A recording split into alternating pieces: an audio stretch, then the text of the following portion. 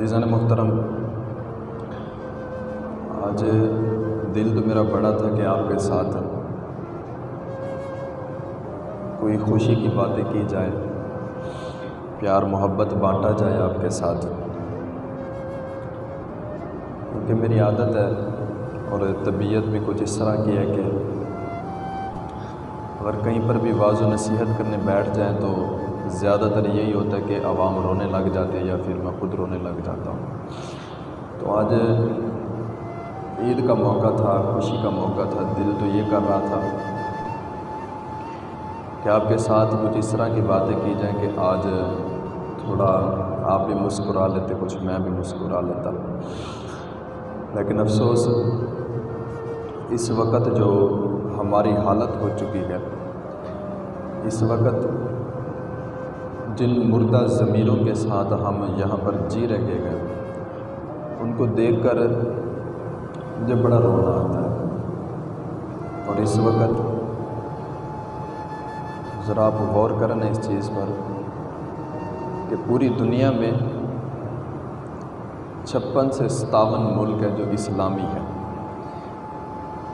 मतलब रहते तो हर मुल्क में मुसलमान हैं, लेकिन 56 से 57 मुल्क ऐसे हैं कि जहाँ पर लेबल ये लगा हुआ है कि ये मुसलमानों का मुल्क है। जैसे पाकिस्तान हमारा, इसकी बिना जो है कलमा तैयबा पर रखी गई थी और इसको बनाने का मकसद ये था कि तमाम मुसलमान, तमाम इबादत गुज़ार खुल के अल्लाह रब्बुल इज़्ज़त की इबादत कर सकें। तो 56 से 57 मुल्क इस्लामी होने के बावजूद हर मुल्क में अक्सरियत मुसलमान होने के बावजूद नक्शे में आप ज़रा गौर करें ना तो ये इतना सा बनता है नक्शा, इतना सा। इसराइल जो कि इस वक्त मुसलमानों के क़िबला अव्वल बैतुल मक़दस शरीफ के ऊपर काबिज़ हुआ बैठा है, जहाँ हम ईद की खुशियाँ मना रहे थे, जहाँ हम एक दूसरे के साथ गले मिल रहे थे, वहीं पर फ़लस्तीन के मुसलमान अपने घरों में लाशें लिए बैठे हुए थे, सरापा एहतजाज थे। मेरा बड़ा दिल रोया उस वक़्त जब मैंने देखा ये मंज़र कि मुसलमानों के क़िबला अव्वल के ऊपर कुफ़ार व मुशरिकीन ज़ुल्म व सितम कर रहे हैं और ये अजब हालत है मुसलमानों की कि मुसलमान अपनी ईद की खुशियों में मस्त है। और उससे भी बड़ा एक जुल्म हो गया हमारे साथ। मैं तो ये सोच रहा हूँ कि अब किस किस जुल्म के बारे में बात की जाए कि हमारे ऊपर कौन कौन सा जुल्म नहीं किया जा रहा। खैर मैं उस तरफ जाना नहीं चाहता। बहरहाल ये है कि आप तमाम अहबाब को मैं ये बात कहूँगा कि मुफ्ती आज़म जो हैं, हमारे मुफ्ती वक़्त जो हैं, वो न्यूज़ चैनल पर आकर जो भी बयान दे रहे हैं, अगर आपका दिल मानता है तो आप उस पर अमल ज़रूर करिएगा। मैं ख़ुद भी अमल करूँगा उस पर, तो आप भी उस पर अमल करिएगा। तो प्यारे भाइयों, इस वक्त मस्जिद अक्सा की दीवारें जो हैं, मस्जिद अक्सा के जो लोग हैं, वहाँ की जो बच्चियाँ हैं, वो सिर्फ़ और सिर्फ ये देख रही हैं कि सलाहुद्दीन अयूबी आ जाए या मोहम्मद बिन कासिम आ जाए या फिर हमारे बाबा जी रिजवी साहब रहमतुल्लाह ताला अलैह या वो आ जाए। हमारे अंदर तो वो ताकत नहीं, हमारे अंदर तो वो जुर्रत नहीं कि हम कुफ़ार व मुशरिकीन के सामने खड़े हो सकें। मैं तो समझ में नहीं आ रहा मेरी कि मैं किस तरह आपको बात बताऊं, किस तरह आपसे बात करूं। मैं तो संभाला भी नहीं जा रहा मुझसे। मैं तो आज के दिन भी ये दुआ कर रहा हूँ, ईद के दिन भी दुआ कर रहा था। जब रमज़ान मुबारक हमसे अलविदा हुआ उस वक़्त भी मैं ये दुआ कर रहा था कि मालिक मौला मुसलमानों के हाल पर करम फरमा और फ़लस्तीन के मुसलमान हो गए, कश्मीर के मुसलमान हो गए, बर्मा के मुसलमान हो गए, उनकी गैब से मदद फरमा। کیونکہ مسلمان جو ہیں اس وقت بے ضمیر ہو چکے ہیں، مردہ ہو چکے ہیں، مر چکے ہیں، اندر ہی اندر سے کھوکھلے ہو چکے ہیں۔ تو دل میں خیال آیا کہ مسجد اقصیٰ اور وہاں کے جو مسلمان ہیں وہ اب ہمارا انتظار نہیں کر رہے، وہ ہمارے رانی تک رہے، اب وہ ابابیلوں کا انتظار کر رہے ہیں کہ کہیں سے ابابیل اتریں گے اور ان کا مقابلہ کریں گے۔ ہم تو مردہ ہو چکے ہیں، ہمارے اندر ضمیر مر چکا ہے کہ ہم بات کرنا بھی گوارا نہیں کرتے۔ وہ مسجد کہ جس میں امام الانبیاء نے امامت کروائی اور سارے نبیوں نے پیچھے کھڑے ہو کر نماز ادا کی، اور جہاں سے آپ کا سفر معراج شروع ہوا، آج اس مسجد کی حالت دیکھے نا بھائی تو رونا آتا ہے۔ مجھ سے تو وہ منظر دیکھا نہیں جاتا۔ تو میں بھائی آپ کے ساتھ یہ درد مندانہ باتیں شیئر کر رہا ہوں، آپ کے ساتھ باتیں کر رہا ہوں۔ اس کا مقصد یہ ہے کہ بھائی آپ تمام لوگ، ہمارے ہاتھ میں تو کچھ ہے نہیں، بس دعائیں کر سکتے ہیں، رو رو کے دعائیں کریں، کیا پتہ کسی ایک کی دعا قبول ہو جائے۔ اور مسجد اقصیٰ پر جو کفار و مشرکین حملہ آور ہیں، اللہ رب العزت ان سب کو نیست و نابود فرما دے۔ ہر بندہ دعا کرے، اپنے گھروں میں دعا کروائیں، اپنے بچوں سے دعا کروائیں، جہاں آپ کا ٹائم لگے وہاں پر دعا کروائیں آپ۔ اور اس سے بھی بڑی دکھ کی بات ہے کیونکہ آپ تمام احباب اپنے بیٹھے ہوئے، نمازی بیٹھے ہوئے ہیں، کہ رمضان شریف شروع ہوا تو میرا دل بڑا خوش ہوا کہ ماشاءاللہ مسجد کی رونقیں آباد ہو گئی ہیں، مسجدیں آباد ہو گئی ہیں، مسجد میں لوگ آنے لگ گئے، نماز پڑھنے لگ گئے۔ اور معاملہ کچھ یہ ہوتا تھا کہ رمضان المبارک میں جگہ ہماری کم پڑ جاتی تھی، تو جیسے کہ رمضان المبارک ختم ہوا تو وہ پتہ نہیں مسلمان کہاں چلے گئے۔ میں آج کی بات آپ کو بتاؤں کہ آج جب ہم نے نماز پڑھی نا جی، یقین مانے میرا دل جو ہے وہ خون کے آنسو رو رہا تھا آج، کہ اتنا بڑی کالونی ہے، عیسائی بھی کوئی نہیں رہتا، کافر بھی کوئی نہیں رہتا، سارے مسلمان رہتے ہیں، اور کالونی کے وسط میں مسجد ہے، ایک نہیں بلکہ کئی مسجدیں ہیں، اس کے باوجود بھی کوئی بندہ مسجد میں نہیں آیا، نماز نہیں پڑھی۔ میرا سوال ہے اب تمام لوگوں سے کہ دن میں 5 وقت کی نماز جو ہے یہ فرض ہے، اور عید کی نماز جو ہے وہ واجب ہے۔ اب پہلا درجہ کس کا؟ فرض کا، پھر دوسرا درجہ واجب کا۔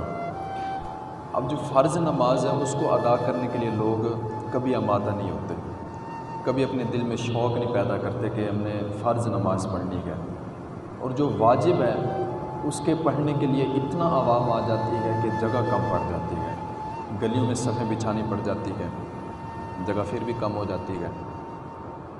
سوچ یہ آتی ہے، خیال یہ آتا ہے کہ واجب کے پیچھے ہم اتنا بھاگ رہے ہیں تو جو فرض ہمارے ذمہ ہے اس کی پرواہ کیوں نہیں ہمیں۔ یقیناً آج بڑا دل دکھا ہے میرا، بہت ہی دل دکھا کہ ایک وقت تھا کہ صبح کی اذان ہوتی تھی اور مسجد دھڑا دھڑ بھر جاتے تھے، اور آج یہ تھا کہ اذان ہوئی، آخری 5 منٹ میں کوئی وہ بندے اٹھ کے آئے مسجد میں جن کو اللہ نے ہدایت دی، جن کے دل میں اللہ تعالیٰ نے اپنی عبادت کا شوق ڈالا۔ اللہ اکبر۔ وہ ایک بندہ نا بیٹھا اللہ اللہ کر ہی جا رہا تھا، اللہ اللہ اللہ ذکر کر رہا ہے، تو شیطان آیا، اس نے آ کر بولا کہ بھائی کافی عرصہ ہو گیا تو اللہ کو پکار رہا ہے، کہ کبھی اللہ کی طرف سے تجھے جواب نہیں ملا ہے، کہ کبھی تجھے وہاں سے کچھ ملا بھی ہے؟ تو کہنے لگا ہاں بھائی بات تو تیری صحیح ہے، کافی عرصہ ہو گیا، مدتیں بیت گئی ہیں، میں عبادت کر رہا ہوں لیکن کوئی جواب نہیں مل رہا، کوئی چیز ملی نہیں مجھے۔ تو وہ جو بندہ ذکر اللہ کر رہا تھا اس نے ذکر کرنا بند کر دیا۔ پھر دوسرے سے تیسرے دن غیب سے آواز آئی کہ بھائی تو نے ذکر بند کر دیا۔ تو وہ کہنے لگا کہ میں اللہ کا ذکر کر رہا تھا، ذکر الہی میں مشغول رہتا تھا ہر وقت، لیکن کبھی وہاں سے جواب نہیں آیا مجھے، کبھی مجھے کوئی چیز حاصل نہیں ہوئی۔ وہ جو غیب سے آواز آ رہی تھی وہ جواباً کہنے لگی کہ بھائی تو کیسے یہ بات کر سکتا کہ مجھے کچھ حاصل نہیں ہوا، کہ جب تو نے ایک دفعہ اللہ کہا تھا، اللہ نے تجھے توفیق دی تھی، اللہ نے تیرا وہ ایک دفعہ اللہ کہنا قبول کیا تھا تو تجھے دوسری دفعہ موقع دیا، تجھے توفیق دی، مگر نہ دیکھے نا جناب کالونی بھری پڑی ہے، اذان کی آواز جاتی ہے ہر بندے کے پاس لیکن مسجد میں نہیں آ سکتے۔ وجہ یہ ہے کہ اللہ توفیق نہیں دیتا، اور جن کو توفیق دے رہا ہے وہ غنیمت سمجھے کہ اللہ رب العزت ہمیں اپنے در پر بلاتا ہے اور ہم آتے گئے اور نماز ادا کرتے گئے، اپنے رب کو راضی رکھتے گئے۔ قرآن مجید کی بہت ساری ایسی آیات ہیں جن کا اگر ترجمہ پڑھا جائے نا، صرف ترجمہ، سیدھا سادہ ترجمہ لفظوں کا با محاورہ، تو انسان کی روح کانپ جاتی ہے، انسان تڑپنے لگ جاتا ہے۔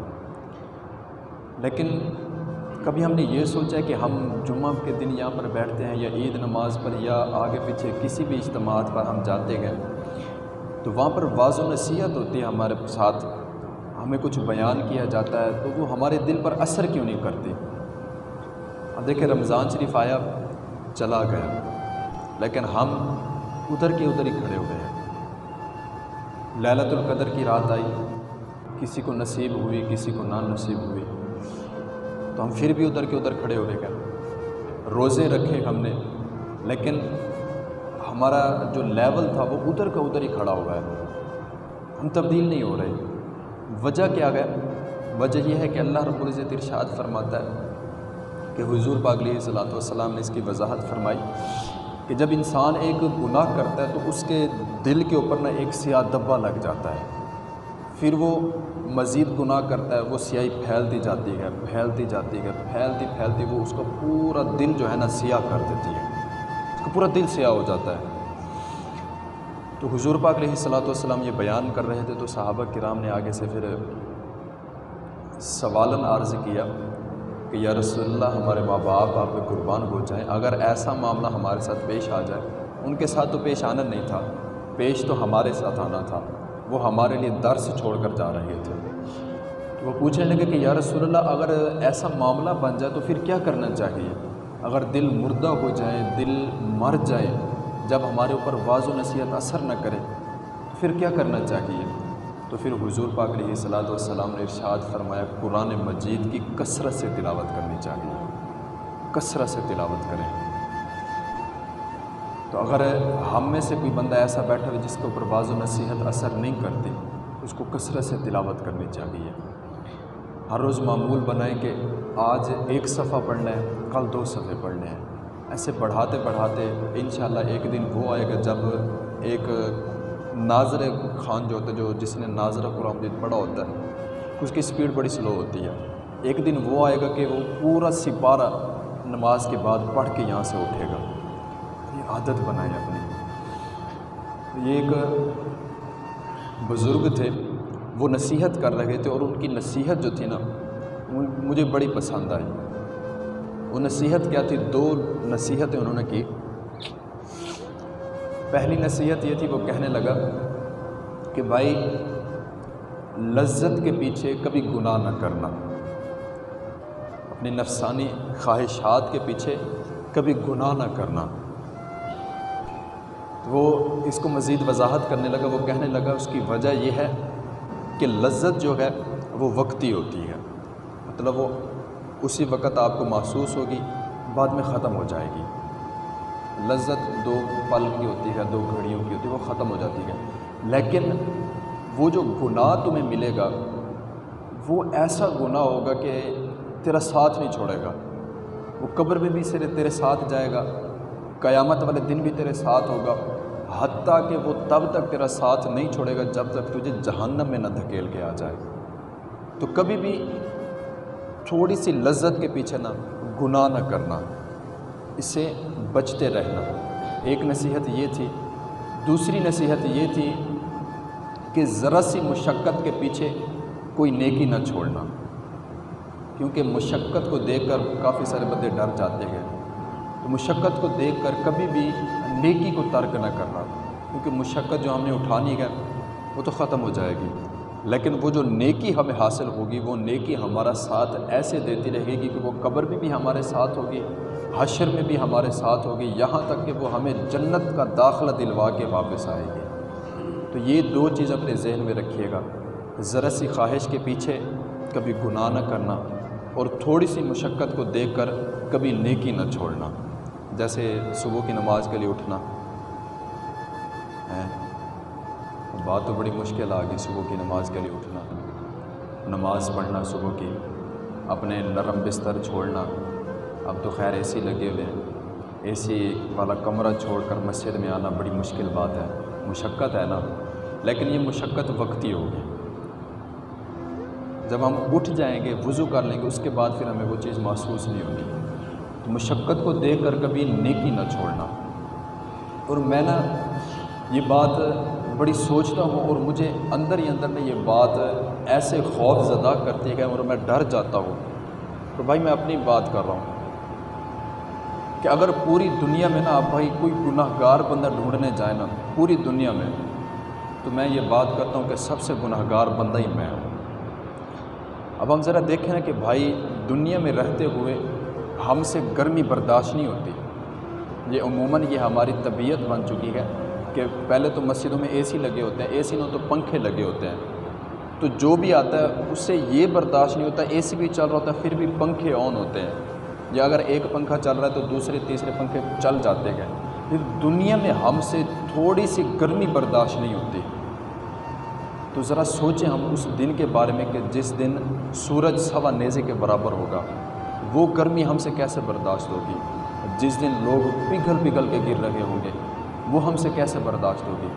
آج ہم مسجدوں میں آنا نہیں چاہتے، اور خواہشیں ہماری بہت بڑی بڑی ہیں، بہت بڑی بڑی خواہشیں ہیں ہماری، اور یہ ہمارے بزرگ فرماتے ہیں کہ اپنی خواہشوں کو کچلا کرو، اپنے ضمیر کو ملامت کیا کرو، اس کو ضرب لگایا کرو، ہر روز اللہ کا ذکر کر کے، درود شریف پڑھ کے اس کو ہر روز ضرب لگایا کرو، اس کے ساتھ لڑائی کرو، اور اپنے اندر ہی اپنے آپ سے پہلے جنگ لڑو۔ جب اپنے آپ کے ساتھ ہم جنگ جیت جائیں گے تو پھر باقی سارے معاملات درست ہو جائیں گے۔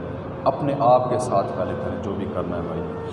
اور ہماری حالت اس وقت یہ ہے کہ ہم بستروں پر یہ خواہشیں کر رہے ہیں، یہ ہماری حالت ہے، یہ حقیقت ہے کہ ہم بستروں پر سوئے ہوئے ہیں، اور ہماری خواہشات یہ ہیں کہ اے باری تعالیٰ حج بیت اللہ کی سعادت نصیب فرما دے، مدینہ میں موت نصیب فرما دے، جنت کا داخلہ دے دے، شب قدر نصیب فرما دے، نیکیاں کرنے کی بار بار دل میں خواہش تو آتی نہیں نا اس چیز کی نیکی کرنے کی، لیکن یہ خواہشات بہت آتی ہے کہ مدینے میں موت آ جائے، حج کی سعادت نصیب ہو جائے، لیکن یہ چیزیں جو ہے نا بھائی یہ مسلح پر ملتی ہے، یہ بستر پر سوتے ہوئے نہیں ملتی۔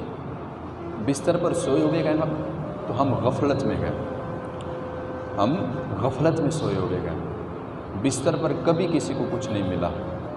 یہ ایک ہمارے بزرگ گزرے ہیں، بہت بڑے بزرگ تھے، حضرت سلطان ابراہیم بن ادہم رحمۃ اللہ تعالیٰ علیہ۔ آپ کے بارے میں ایک واقعہ ملتا ہے کہ آپ بادشاہ وقت تھے، توبہ کرنے سے پہلے آپ کے پاس بادشاہت تھی، آپ حاکم تھے، تو بہت بڑی سلطنت تھی آپ کے پاس۔ تو آپ کا جو کمرہ تھا جہاں پر آپ رہتے تھے، وہ کمرہ آپ کا جو شاہی محل تھا سب سے اوپر والی جو بلڈنگ تھی نا وہاں پر تھا، سب سے اوپر۔ تو اب کیا دیکھتے ہیں کہ سوئے ہوئے ہیں آپ، آرام کر رہے ہیں، اور باہر آپ کے جو چوکیدار تھے، جو وزیر اور مشیر تھے، سیکیورٹی گارڈ، وہ باہر ننگی تلواریں لیے کھڑے ہوئے تھے، آپ کی حفاظت کر رہے تھے۔ تو کیا دیکھتے ہیں کہ آپ کو محسوس ہوتا ہے کہ کوئی بندہ کمرے سے بھاگ کر گیا، تو آپ جھٹ سے اٹھے اور دیکھا اور باہر جا کر سپاہیوں سے پوچھا تو انہوں نے کہا نہیں بادشاہ سلامت کوئی بندہ یہاں سے گزرا نہیں، ہم یہاں پر بیدار کھڑے ہوئے گئے۔ تو آپ پھر سو گئے۔ پھر تھوڑی دیر گزری، پھر وہاں سے بندہ گزرا، بڑی سپیڈ سے گزرا، آپ پھر اٹھ کے بیٹھ گئے، اور پھر آپ کو محسوس ہوا کہ میرے کمرے کی چھت کے اوپر کوئی بندہ دوڑ رہا ہے۔ تو آپ نے جب چھت کی طرف نظر کی تو آپ کہنے لگے کہ بھائی کون ہو؟ تو وہ آواز ہے جو بندہ وہاں سے گزر رہا تھا، اس نے آواز دی کہ میرا اونٹ گم ہو گیا، میں اپنا اونٹ ڈھونڈ رہا ہوں۔ تو وہ جو بادشاہ تھے وہ کہنے لگے کہ بھائی آپ کی عقل سلامت ہے، آپ خیر سے گئے؟ بھلا اونٹ اتنا بڑا قد آور جانور ہے، وہ چھت پہ کیسے آ سکتا ہے؟ اور میری جو بلڈنگ ہے وہ سب سے اوپر بلائی حصے میں میری بلڈنگ ہے، تو یہاں پر اونٹ کیسے چڑھ سکتا ہے؟ تو اس بندے نے جو جواب دیا نا، وہ بادشاہ کو اتنا مار گیا کہ انہوں نے اپنی بادشاہت کو ٹھوکر مار دی۔ اس نے جواب دیا کہ اگر میرا اونٹ چھت پر نہیں آ سکتا اور اونٹ کو چھت پر نہیں نہ ڈھونڈا جا سکتا تو اللہ بھی کبھی بستر پر سوئے ہوئے نہیں ملتا۔ اگر اللہ کو ڈھونڈنا ہے نا تو مسلح کی پیٹھ پر کھڑے ہو۔ اگر ہمیں اس بات کا تیقن ہو جائے اور ہمیں مشاہدہ ہو جائے کہ ہم نے رب کے حضور حاضر ہونا ہے اور ہماری پیشی لگنی ہے، تو بھائی ہماری رات کی نیندیں اڑ جائیں، ہماری ساری راتیں جو ہے نا یہ جائے نماز کی پیٹھ پر گزرے، لیکن ہم وہ مشاہدہ نہیں کرنا چاہتے، ہم وہ بات سوچنا نہیں چاہتے، اور ہم اس حقیقت سے بڑا ڈرتے ہیں۔ جب موت کی بات کی جائے تو ہم سائڈ پہ ہو جاتے ہیں، ہم ڈرتے ہیں کہ بھئی ہم نے تو مرنا نہیں، ہم اس کا سامنا ہی نہیں کرنا چاہتے۔ اس کا سامنا کرنا ہے، ہم نے ایک نہ ایک دن تو کرنا ہے سامنا، آج نہیں تو کل، کل نہیں تو پرسوں، کبھی نہ کبھی تو ہم نے سامنا کرنا ہی ہے۔ تو بھائی یہ غفلت کی نیند چھوڑو، اپنے آپ کو سدھارو یار۔ آج نا ہمارے پاس صرف اور صرف دکھلاوا رہ گیا، اور ہمارے پاس باتیں رہ گئی ہیں دوسروں کو سمجھانے کے لیے، عمل کوئی نہیں ہمارے پاس، عمل ہم نہیں کر رہے۔ کیا ہی اچھا ہو کہ کسی کو بات کرنے سے پہلے خود ہمارا اس پر عمل ہو، اور ہمارے نامہ اعمال میں کم از کم اتنی نیکیاں تو ہوں کہ ہم سکون سے تو بیٹھیں، لیکن ہمارے نامہ اعمال میں نیکیوں کا ذرہ نہیں اور ہم پھر سکون سے بیٹھے ہوئے ہیں۔ نہ، یہ دنیا فانی ہے، یہاں سے ہر ایک نے جانا ہے، آپ نے بھی جانا ہے، میں نے بھی جانا ہے، تو کیوں نہ اس موت کی تیاری کر لی جائے اور اپنے مردہ ضمیر کو جگا لیا جائے۔ آج ہر بندے کا ضمیر مردہ ہو چکا ہے، مجھ سمیت۔ میں آپ سے باتیں کرتا ہوں تو میری خواہش یہ ہوتی ہے کہ جو میں بات کروں تو آپ دعا کریں، میرے لیے دعا کریں، میں آپ کے لیے دعا کروں کہ اللہ رب العزت ہمیں حضور پاک علیہ الصلوۃ والسلام کی محبت میں تڑپنے والا دل عطا فرمائے، ہر وقت خشیت الہی جس دل میں ہوتی ہے وہ دل اللہ رب العزت ہمیں نصیب فرمائے۔ آج ہماری حالت بہت خراب ہو چکی ہے بھائی، بہت ہی زیادہ خراب ہو چکی ہے، میں بیان نہیں کر سکتا، لیکن کیا ہی اچھا ہو کہ میں یہاں پر بیٹھا ہوں آپ کے سامنے، میں اپنے گریبان میں جھانکتا ہوں، آپ سب بندے اپنے اپنے گریبان میں جھانکیں کہ کیا ہماری حالت کیسی ہے، کیا ہم جیسا بندہ جنت میں داخلے کا حقدار ہے؟ امید تو ہے ہمیں، جنت میں جائیں گے بھی صحیح، لیکن جو ہم نے گناہ کیے ہوئے ہیں پہلے ان کی سزا بھی تو ملے گی ہمیں۔ سوچیں نا ہم سارے بندے کہ کیا ہمارے اعمال یا ہمارے حرکات و سکنات یا ہمارا اٹھنا بیٹھنا، ہمارا چلنا پھرنا اس قابل ہے کہ ہمیں جنت کا داخلہ مل سکے؟ اور یہ ظلم و ستم جو ہو رہے ہیں اس پر بھی ہم خاموش ہوں، تو پھر میں خود اپنے لیے پہلے تو یہ بات کرنی نہیں چاہیے۔ کبھی بھی کوئی بھی بندہ اگر موت کی خواہش کرتا ہے تو اللہ رب العزت جو ہے نا ناراض ہو جاتا ہے، کیونکہ زندگی جو ہے نا یہ ایک نعمت ہے اللہ کی طرف سے۔ تو جو بندہ موت مانگتا ہے تو اللہ رب العزت فرماتے ہیں کہ تجھے میں نے نعمت دی ہے، تو میری نعمت کی بے پرواہی کر رہا ہے، ناشکری کر رہا ہے، تو موت مانگ رہا ہے۔ تو موت نہیں مانگنی چاہیے. لیکن آج میں منبر رسول پر بیٹھ کر یہ بات کر رہا ہوں، آپ تمام احباب کے سامنے بات کر رہا ہوں، اور یہ میری آواز پوری دنیا میں بھی پہنچے گی. میں یہ علل اعلان بات کر رہا ہوں کہ اے باری تعالیٰ، یہ ہاتھ جوڑے ہوئے ہیں میں نے کہ اے باری تعالیٰ، یہ ہمیں زندہ اور تڑپنے والا دل عطا فرما دے، وہ دل عطا فرما دے اور وہ ضمیر عطا فرما دے کہ جو اپنے مسلمان بہن بھائیوں کو تڑپتا ہوا دیکھ کر تڑپ جائے. اگر نہیں تو پھر اس سے موت ہی اچھی ہے. نہیں دیکھا جاتا یار، یہ ظلم، یہ ستم نہیں دیکھے جاتے، برداشت نہیں ہوتے. یہ حد سے باہر ہو چکے ہیں. بھئی اب دیکھیں نا کتنا ہم بے ضمیر اور مردہ ہو چکے ہیں یار، کہ ہمارے اوپر اثر ہی نہیں کرتی باتیں. ہم اس کا سامنا کرنے کے لیے تیار ہی نہیں ہیں. دیکھیں نا، فلسطین کو ہم روئیں، کشمیر کو ہم روئیں، اور بچپن سے میں یہ خود سنتا آ رہا ہوں، بچپن سے جب سے میں نے ہوش سنبھالی ہے کہ کشمیر کا مسئلہ چل رہا ہے اور آج تک حل نہیں ہوا، آج تک وہ حل نہیں ہوا. اور اب اور ظلم ہمارے اوپر ہو گیا کہ ہمارا قبلہ اول جو تھا وہ بھی ہم سے چھینا جا رہا ہے، اور ہم بڑے سکون سے بیٹھے ہوئے ہیں. ہمیں پرواہ ہی نہیں ہے، جیسے مر چکے ہیں، مردہ ہو چکے ہیں. میں اپنی بات کرتا ہوں، مجھے پرواہ نہیں ہے اس چیز کی کہ جیسے ہم نے جناب وہ وہاں پر کبھی کوئی عبادت نہیں ہوئی، یا وہاں پر امام الانبیاء نے امامت نہیں کروائی، کہ جس کا تقدس اتنا پامال کیا جا رہا ہے، اور ہم سکون سے بیٹھے ہوئے ہیں، بڑے سکون سے اپنے گھروں میں بیٹھے ہوئے ہیں. ہمیں ذرا بھی پرواہ نہیں ہے. اگر ہاتھ سے نہیں کر سکتے تو کم از کم زبان سے تو کرو. زبان سے نہیں کر سکتے تو کم از کم اپنے دل میں تو اس کو سوچو کہ یار یہ بہت غلط ہو رہا ہے. اس کے بارے میں آواز دل سے اٹھنی چاہیے.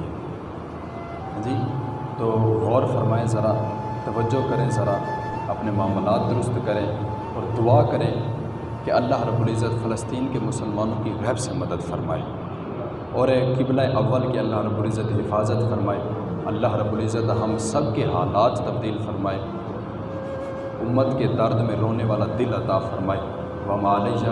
ان کی بات پھیلانا صدقہ جاریہ ہے. ثواب کی نیت سے ویڈیو کو شیئر ضرور